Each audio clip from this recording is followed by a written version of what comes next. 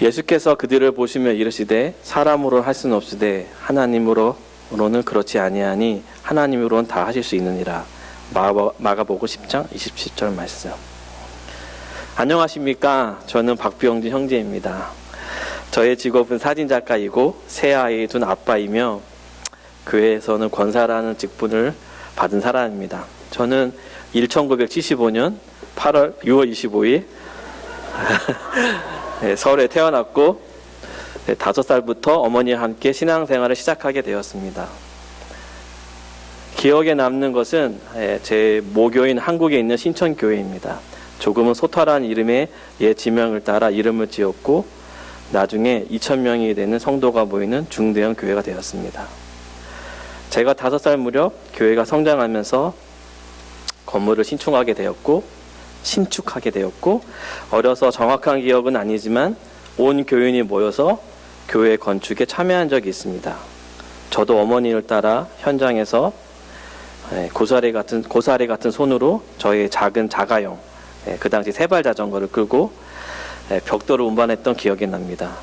지금 생각해보면 되게 위험한 건데 그때는 그랬어요. 시대가. 성전을 건축하기보다는 아마 놀이터로 생각하지 않았을까라는 추측이 됩니다. 모교에서 저러고 놀았습니다. 모교에서 유치부, 유년부, 초등부, 중등부, 고등부, 청년부까지 한 교회에서 22년간 교회 생활을 했으며 처음 신앙에 눈을 뜬 것은 19살 되는 해에 제자 훈련을 통해 예수 그리스도를 처음 알았고 주님을 인격적으로 영접했고 그 이후에 청년부 활동을 하면서 성가대 수련회, 농촌 봉사활동, 성교 일독 수련회, 단기 선교, 매주 금요기도회, 월요교대 등 신앙 공동체에서 좋은 경험을 하게 되었습니다. 그 이후 1999년에 제대하고 2001년에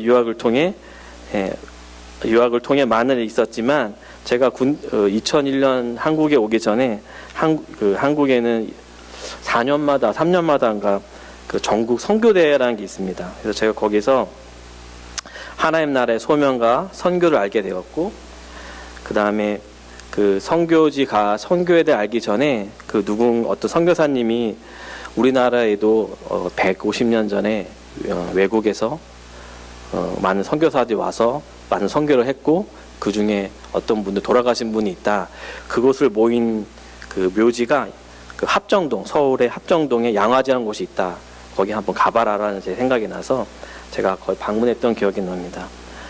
여러 가지 그 기억이 나는데 그 중에 한 가지가 뭐냐면 저 묘명을 보시면 이름이 있고 밑에 연도가 있지 않습니까? 1924년에 태어나서 1929년, 그러니까 5살 아이가 죽은 거예요.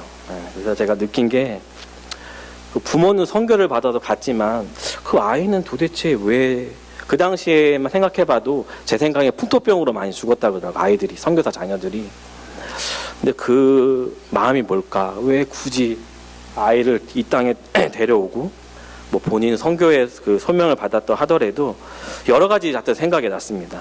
그 안에 한국 교회가 세워졌구나. 그 외에 저도 그 하나님과 약속한 게 있어서 2006년 처음으로 해외 단기 선교를 경험했고, 특별히 인도, 파키스탄, 아프가니스탄을 통해 많은 사람과 현장을 보게 되었습니다. 그 당시 저희 그 선교팀 사진이고요. 아마 제 기억에 파키스탄에서 사진 찍었던 것 같습니다. 그 당시 파키스탄에서 저희 단교 선교팀이 현지 가정을 방문하고 교제하고 그들의 아픔과 고통을 알게 되었고, 우리가 할 수 있는 것은 기도밖에 없었습니다. 현지에 가보니까는 아픈 사람이 참 많더라고요. 근데 아직 그 현지인이 이제 열악하다 보니까 저희가 할 수 있는 거는 저희가 준비한 약과 기도밖에 할 게 없더라고요. 마지막으로 아프가니스탄을 통해 그 당시에 그 아프가니스탄 전쟁 중이었는데 아이들의 한없는 밝은 미소와 또 한편으로 전쟁을 통해 소수 사람이 불을 추적하고 대다수 사람의 굶주리고 어렵다는 것을 어렴풋이 보게 되었습니다. 제가 이 당시 아프가니스탄에 호텔을 간 적이 있어요. 저희 팀이 숙소에 문제가 있어서 호텔에 갔는데 아까 제가 말씀했듯이 전쟁 중이었잖아요. 근데 호텔은 완전히 딴 세상이더라고요. 너무 깜짝 놀랐어요. 그 호텔 안에 들어갔을 때 그냥 우리가 알고 있는 일본 호텔과 다르지 않았어요. 좋은 음식, 좋은 사람, 외국인들 참 많았고, 굉장히 그게 뭐랄까, 이질감이 좀 많이 컸던 생각이 납니다. 선교 이후 제 인생은 굉장히 큰 경험이 되었고, 나중에 고민 끝에 이 세상을 기록하는 사진 작가가 되기로 결정을 했습니다. 2001년 유학 시작할 당시 처음에 미국에 도착했을 때 신천교회에서 알게 된 백종영 형제를 통해 지금의 버클리 연합감리교회를 다니게 되었습니다. 물론 지금 백종영 형제는 이 교회를 다니지 않고 지금 알라바마에 있는데, 저기 제가 왼쪽, 여러분 보시기 오른쪽인가요? 오른쪽 옆에 형제가 저 이 교회를 이렇게 인도받게 되었습니다. 방문 당시 버클리 교회는 편안했고 또 주변이 너무나 아름다웠습니다. 버클리 교회 첫 인상은 매우 가족적인 교회였습니다. 예, 제가 찍었던 단체 사진인데 참 좋았어요. 근데 지금은 저희가 교회를 이전했지만 그 전에는 진짜 버클리에 아마 에버스 교회랑 같이 제가 교회를 썼던 기억이 납니다. 그 전에 한국 교회에서는 아침에 가서 밤늦게까지 교회에서 있는 시간이 많았습니다. 반면에 버클리 교회는 미국 교회를 같이 쓰는 상태여서 11시 반에, 물론 그 전에 미국 교회 먼저 시작하고 11시 반에 저희 교회 예배가 시작되고 12시 45분에 끝나고 같이 점심 먹고, 그리고 오후 2시면 모든 일정이 마무리되어서 되게 조금은 놀랐습니다. 이 당시 사진은 아마 제 생각에 에버스랑 부활절 연합 예배를 같이 드렸던 것 같아요. 모임은 짧았지만 여유가 있었고, 그러면서 우리 권혁이, 그때는 전도사님이었으니까 권혁이 전도사님, 여러분 믿지 않으시겠지만 되게 훈남이셨습니다.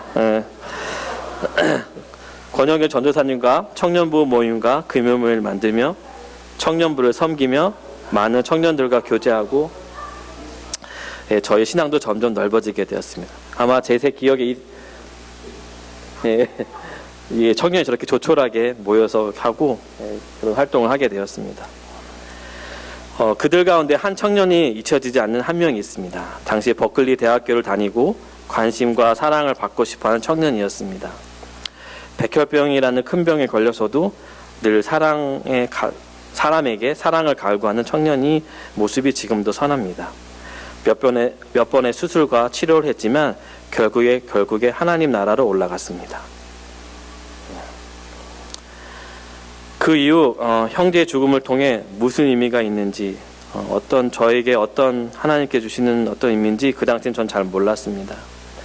이후 형제에 있는 LA에 있는 묘지를 방문했고, 그곳에서 삶과 죽음은 늘 우리와 가까이 있고 그 어느 누구도 피할 수 없음을 알게 되었습니다. 그 은택 형제가 죽었을 때 저는 LA에 내려가지 않았어요. 그 뭐라 그러죠, 그거를? 그 장례식 가지 않았어요. 제가 학교를 핑계대고 내려가지 않고 목사님 가정과 몇몇 분이 가셨는데 그게 마음이 참 걸리더라고요. 같이 내려가지 못한 것에 대해서. 그래서 이제 그 이후에 저희 교회 청년 몇 명과 같이 그 형제 묘지에 갔는데, 꽃을 보시면은 꽃 양쪽에는 묘비가 있고 꽃 가운데 묘비가 없잖아요. 그 이유가 그 부모님이 너무 상처가 돼서 아파서 묘비를 못 넣겠다 그러시더라고요. 그래서 그냥 거기 자리만 저희한테 얘기해 주시고 갔는데, 어쨌든 기억에 남는 그런 LA 방문이었습니다. 그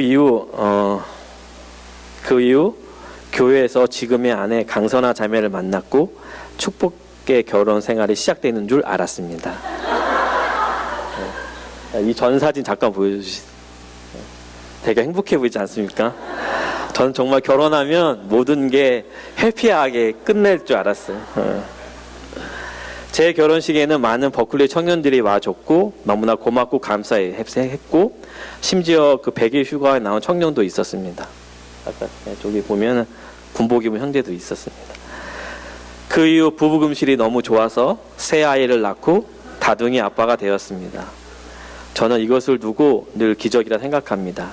이유는 제 스스로가 새 아빠가 될 줄을 전혀 몰랐고 예상하지도 않았습니다. 그 이후에 첫째 아이는 저희 아빠라는 큰 인물을 주었고, 저희 첫째 아이입니다. 둘째 아이를 통해 사랑이 무엇인지 아픔이 무엇인지 알게 되었고 셋째 아이를 가졌을 때 기쁨과 위로를 받았습니다. 막상 남편에서 아빠의 자리로 아빠의 자리에서 아버지의 자리로 한 번 더 생각하는 계기가 되었습니다. 저의 마지막 간증은 저희 아버지에 대한 이야기입니다. 어릴 적 아버지는 늘 멀지도 가깝지도 않은 그런 관계에서 자라났고 부자 관계는 점점 어색할 무렵에 아버지가 치매라는 그 사실을 알게 되었고 매우 당황하고 놀랐습니다. 하지만 저도 둘째 아이의 장애 때문에 아버지에 대한 생각을 많이 하지 못했습니다. 저희 아이가 처음에 태어났을 때 참 놀랐어요. 예상치 못했고, 그다음에 저희 아이가 태어났을 때 구순 구결이라는 것도 있었고, 그다음에 청력에도 문제가 있었고, 되게 여러 가지가 복합적으로 문제가 있어서 그 당시에 이걸 어떻게 내가 해결해야 될지를 그때 당시에 저는 솔직하게 기도도 많이 못했고, 어떻게 해야 되지라는 그런 질문밖에 제가 할 수밖에 없었습니다.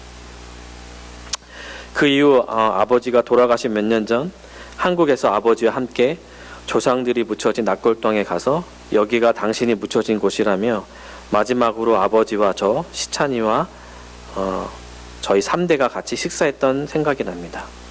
지금은 돌아가시고 없지만 인생의 허무함과 그 쓸쓸함을 배웠던 생각이 납니다. 지금 돌이켜보면 20년간 모 교회에서 신앙생활을 배웠던 것을 열린교회에서 18년간 섬길 수 있는 공동체해 주심을 감사합니다. 때론 뜨겁게 때론 차갑게 신앙생활을 하면서 제가 어릴 적 세발 자전거를 통해 교회 건축을 참여했던 이 보잘것없는 유학생에게 시작된 작은 소는 사용하시고 동참하게 하심을 감사드립니다. 사람의 마음에는 많은 계획이 있어도 오직 여호와의 뜻만이 완전합니다. 잠언 9장 21절. 완벽하게 적시에 저에게 주어진 이 모든 것은 하나도 부족함이 없고 넘치지도 않는 주님의 뜻임을 깨달은 시간이 되었습니다. 이미 이 세상을 완벽하게 지신 하나님을 찬양합니다. 하늘 이 끝에서 나와 하늘 저 끝까지 세상에 운행하심을 믿습니다. 시편 19장 6절 말씀. 개인적으로 호기심으로 시작된 미국 유학 생활을 통해 나만의 광야를 지나며 나의 뜻이 아닌 주님께 맡기는 삶으로 살기를 원합니다. 하나님이 주신 이 일을 이 수년 내에 부흥케 하옵소서. 하박국 3장 2절 말씀. 앞으로 주님의 계획을 믿습니다. 저의 가정뿐만 아니라 열린교회를 하나님께서 세우시고 부흥케 하실 줄 믿습니다. 끝으로 나의 연약함을 아시는 주님이 나의 계획이 아닌 주님을 기대하면서 동행하는 삶을 살기 원합니다. 이것으로 모든 간증을 마치겠습니다.